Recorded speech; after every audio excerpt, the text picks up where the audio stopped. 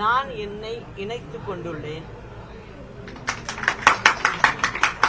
அந்த கட்சியினுடைய பெயர் அனைத்திந்திய புரட்சித் தலைவர் மக்கள் முன்னேற்ற கழகம்.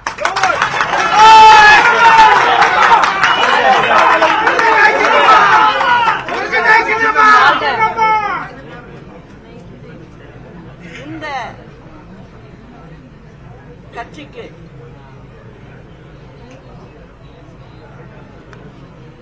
உள்ள சின்னம்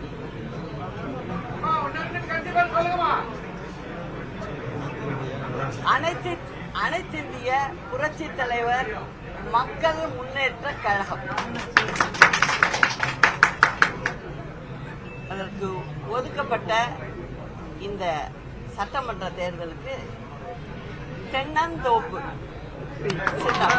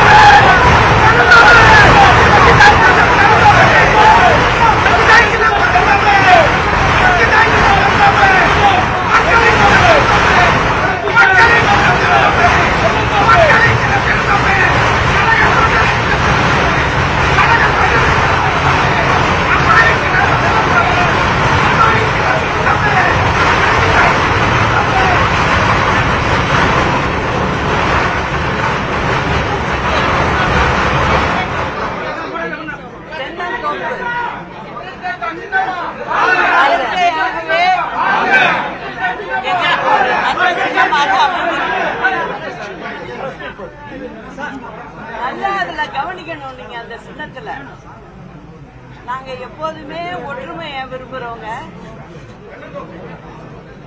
எல்லோரும் ஒன்றாக இருக்கணும் அப்படிங்கிற எண்ணத்தை தவிர வேற எண்ணமே எனக்கு கிடையாது. அதனால நான் மக்களோடு இருப்பேன் என்றும்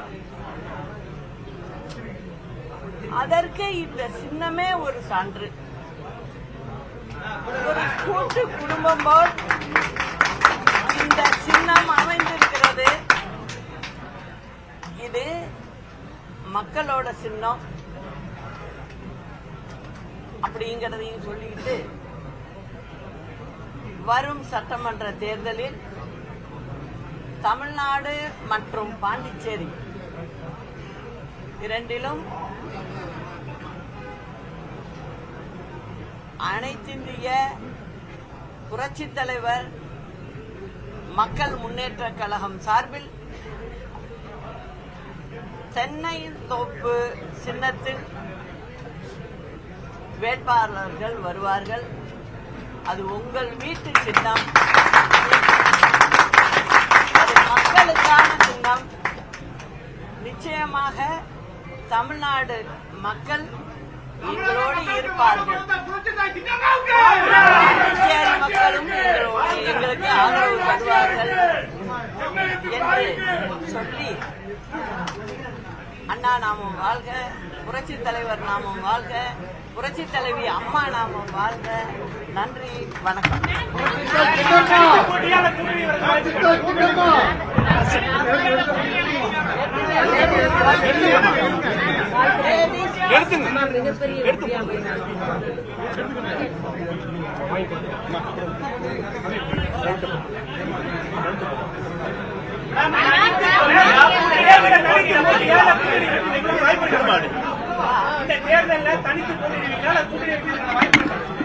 அதாவது இந்த சின்னத்தை பாத்தீங்களா?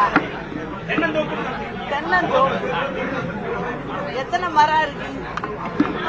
அதனால நாங்க எப்போதுமே ஒரு தோப்பு அப்படிங்கறதான் நினைப்புல இருக்கோம்.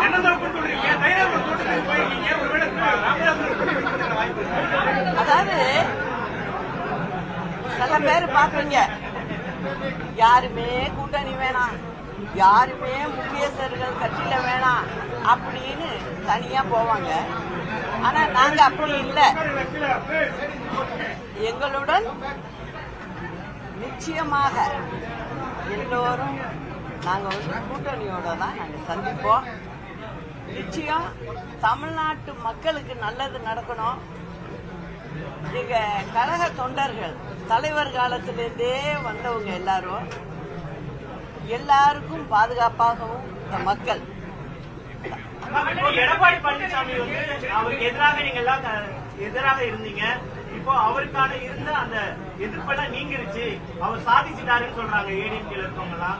உண்மைதானா? நீங்க எப்படி பாக்குறீங்க? அது எல்லாம் இந்த 26 தேர்தல்ல தெரியும்ல, யாரு சாதிக்கிறாங்க யாரு சாதிக்கல அப்படிங்கறது. விஜயுடன் கூட்டணி அமைப்பதற்கு வாய்ப்பு இருக்கு.